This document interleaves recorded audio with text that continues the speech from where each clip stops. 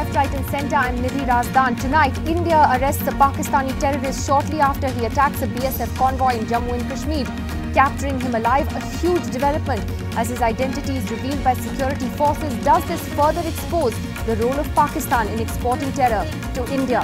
Also on the program tonight, from beef to porn to the imposition of ideas in institutions like the FDII, is India in danger of becoming a nanny state? That's coming up in 30 minutes from now. But first, a big terror catch for India today as security forces caught a terrorist alive after an attack on the BSF in Udhampur in Jammu and Kashmir. He's said to be from Faisalabad in Pakistan. He's one of the terrorists involved in an attack this morning on a BSF convoy on the national highway in which 2 soldiers were killed. This is the first major terror attack in Udhampur in over a decade. He then spoke in front of many reporters, villagers and security forces in this tape, on this video, and talked about how he came over from Pakistan. दिहाड़ी लगाओ दिहाड़ी क्या लगाए मारना ही मारना है क्या इधर बैठा हुआ लिया है जी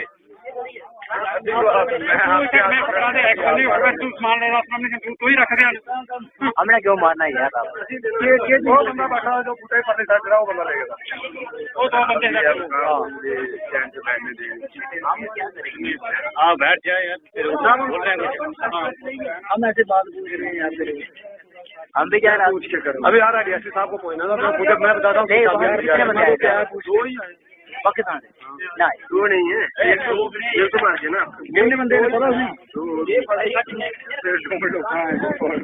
यही बैठा हूँ तुम्हारे सामने और 2 ही बंदे थे आप ट्रेन पे आए या बस पे आए ना कौन सी ट्रेन बस आती जंगल से आए अगर ट्रेन बस आती होती तो इधर ही आ जाते इधर कैसे पहुंचे आप इधर जंगल अभी आपने कितने बंदों ने घुसपैठ की है वाटर कहाँ से पार किया आपने इतना बड़ा डील कैसे है वाटर कैसे पार किया है मेरे को आदमी है वो सामने बैठे हुए नहीं ऐसे खाना पीना कौन देता है आपको जब आपको इतनी देर लाता कौन है आपको क्या है घर में सुबह का खा लेते हैं ऐसे आपको पनाह देते हैं लोग इधर देखो वो तो 3-4 दिखी लग रहा कितने दिन से कहा गया तो नहीं कहीं पाकिस्तान से अभी आए थे बॉर्डर से ना 2 दिन हो गए फिर हम नीचे उधर सड़क पे जम्मू फिर उधर से गाड़ी पकड़ी नहीं तार काट के आए भाई आप तार काट के आए आपको पता होता उधर आर्मी नहीं थी तार के पास हाँ तार के पास कोई आर्मी नहीं थी उधर पोस्टें थी उनकी ना तार नहीं काटे हमारे पास क्या था जो तार काटे ऐसे ही आपको तार कुछ नहीं काटी आपने कहाँ छोड़ती थी वो मारती नहीं आपका भैया आगे का प्लान क्या था क्या करना था आपने आगे का क्या प्लान था आपने कहा 15 अगस्त के ऊपर अभी पकड़ा गया हूँ आगे क्या करना देखो अभी नहीं यार हो गया आप नहीं पकड़ा होता तो क्या करना था आगे नहीं कहाँ श्रीनगर जाना था ना उधर क्या इधर हमें कोई पता नहीं क्या इलाका है कौन सा नहीं हमें अभी 1 घंटा लगेगा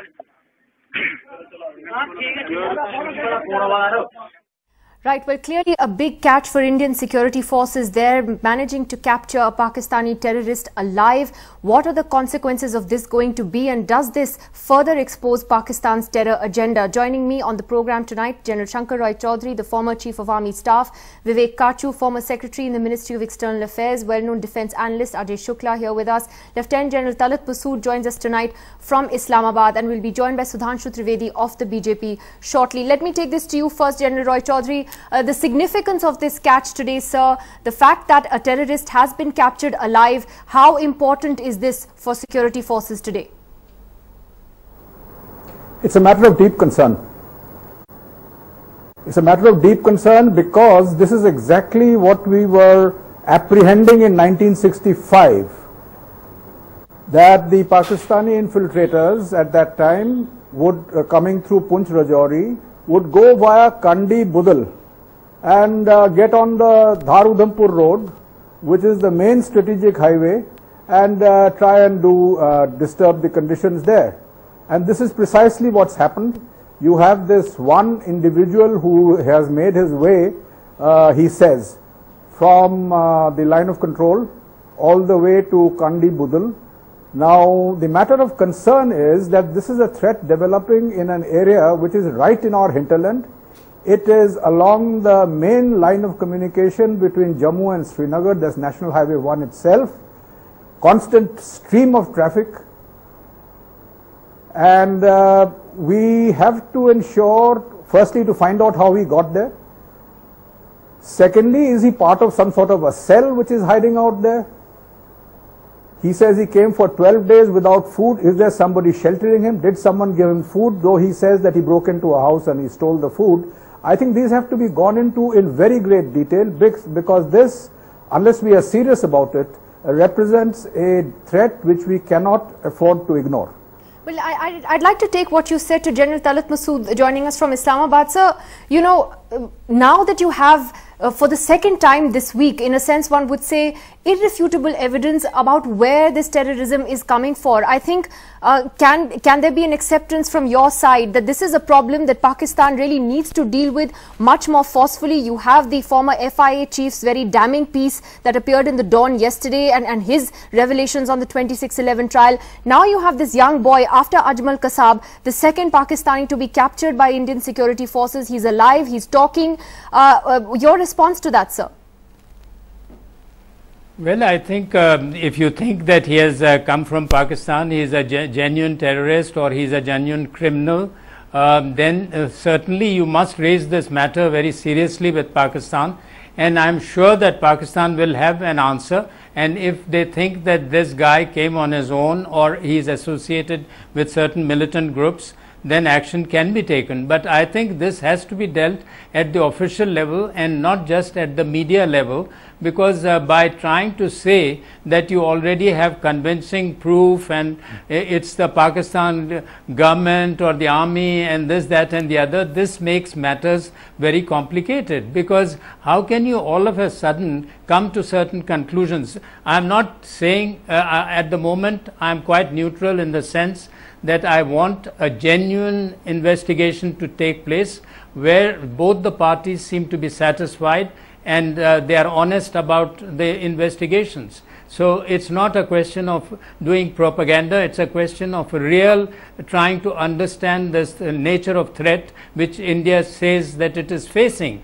Is it some extremist groups which are doing that? Is it some people who have been living in India trying to pose as Pakistanis? What exactly is the situation? I think that only will be considered credible if both the governments are involved and they are genuine and serious about it.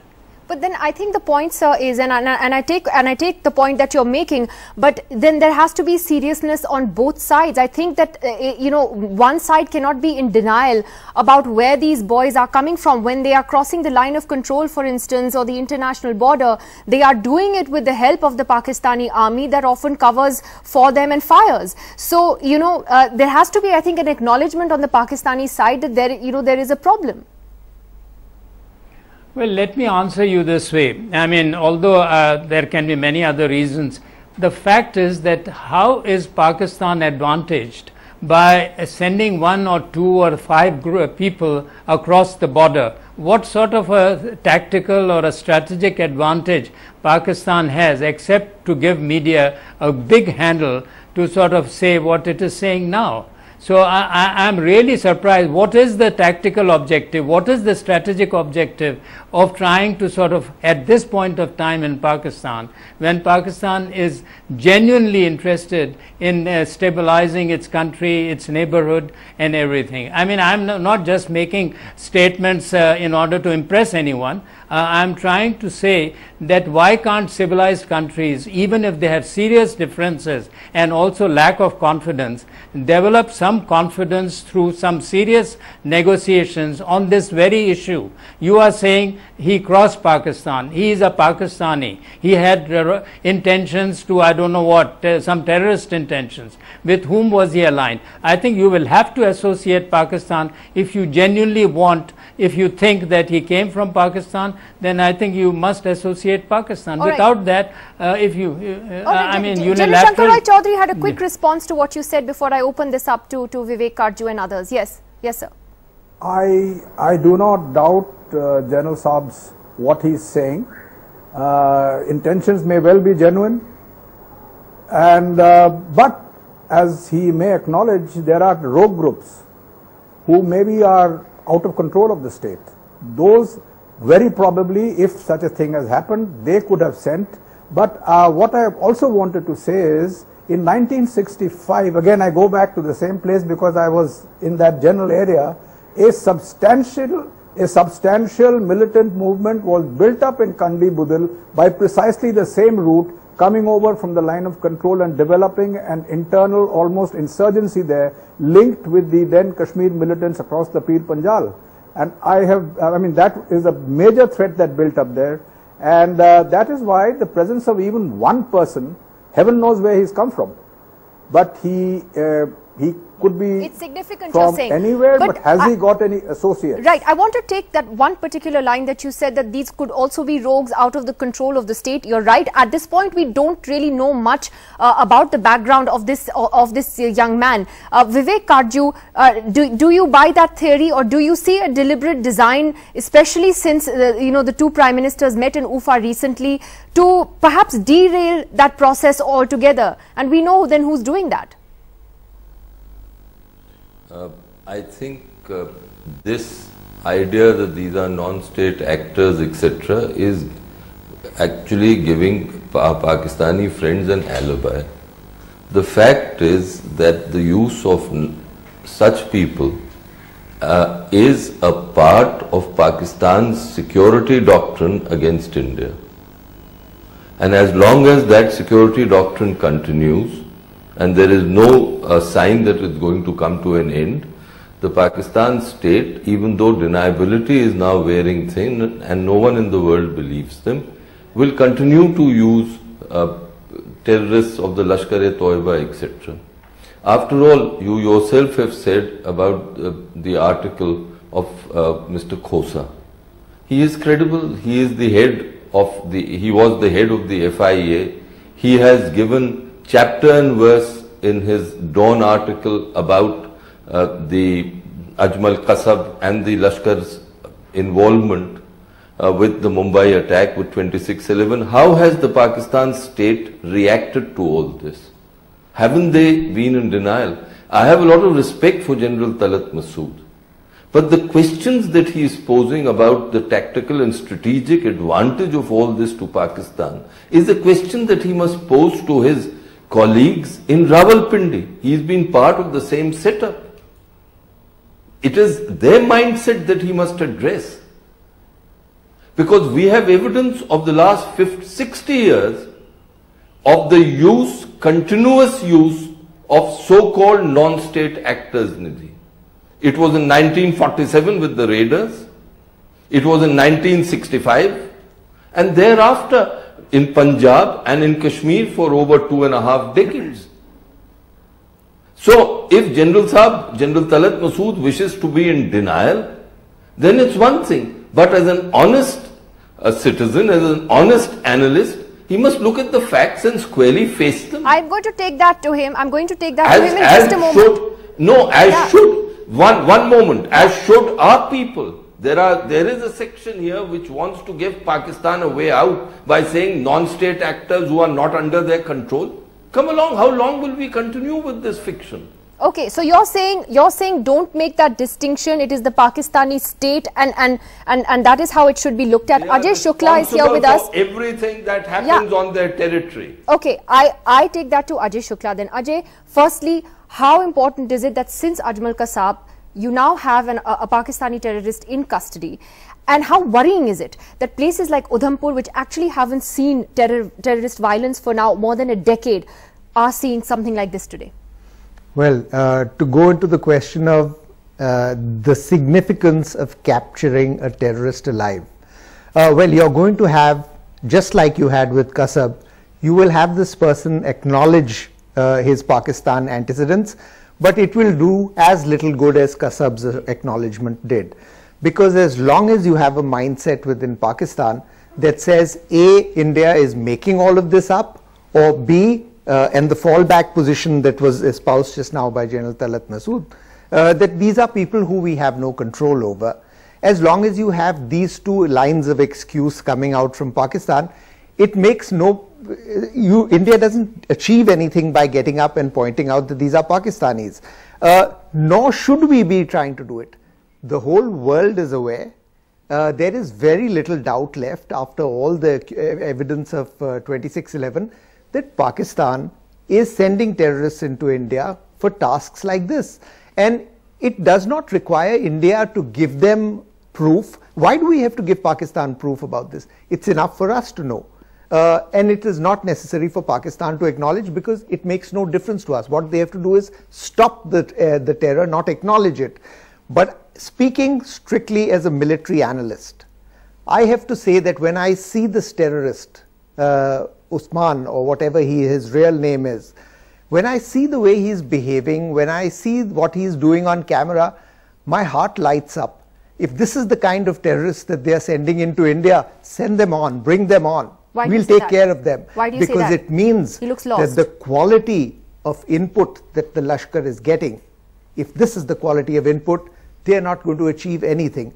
I remember... but you know, he was part of the attack that killed 2 BSF soldiers. That's he serious. was a part of the attack, but earlier they would be a part of the attack, they would kill people who were pursuing them, and they would die without leaving any evidence or giving you the chance to interrogate. And here you have the evidence very clear. And but now you're going to get a lot of evidence. This man is going to sing like a canary, and he will give you all evidence of where he infiltrated from, who his handlers were, what the sort of the positions in India where he could get sustenance and assistance from. But all of this is going to come out. The important point you make, Ajay Shukla, and I take this to Sudhanshu Trivedi. Ajay Shukla makes the important point, Mr. Trivedi, that it's not about India having to hand over evidence to Pakistan when it comes to matters of terrorism. It's actually about getting Pakistan to do something about it. My question then is that with the NSAs of the two countries scheduled to meet later this month, what is, I mean, the agenda is supposed to be terrorism, Sudhanshu Trivedi, but, terror and talks, that's something you attacked the previous government for. Do you think that you're going to be able to make any headway or we are just going to be running around the same trees? Actually, our stand is quite different from the previous government. As we have already mentioned, that the previous government during the Sharm el-Sheikh negotiations have said that the talks will be unaffected by whatsoever activities these so-called non-state actors are doing. As far as this non-state actors are concerned, Pakistani establishment most of the time uses this phrase, and they say that they are not having any control over it. But I would like to remind, if this is the case, then Hafiz Saeed is having a rally in Lahore, and they're one of the main political party, Tehreek-e-Insaf, changes their rally to pave the way for Jamaat-ud-Dawa rally. And even if the Pakistan government is running special trains for that rally of Jamaat-ud-Dawa, then can it be said that it is totally a non-state activity? Can non-state actors manage to have special trains? So what Mr. Karju was saying is quite appropriate. It's not that much easy for Pakistan to get rid of. As far as India's stand is concerned, we are not that government which has said in Havana that Pakistan itself is a terrorism inflicted state. And what they have said in Sharm el-Sheikh, we are quite clear that our national interest should be protected, and on the level of the government, we will try to have diplomatic pressures and other international tools to pressurize the Pakistan government that they should try to do whatever is possible. But the state of Pakistan is so that if they are saying that the non-state actors are working and Osama bin Laden is there hiding for so long, then you have to accept either of the two arguments. Number one, either this is a fully state-concerned activity, or you have to accept that your state machinery has virtually failed.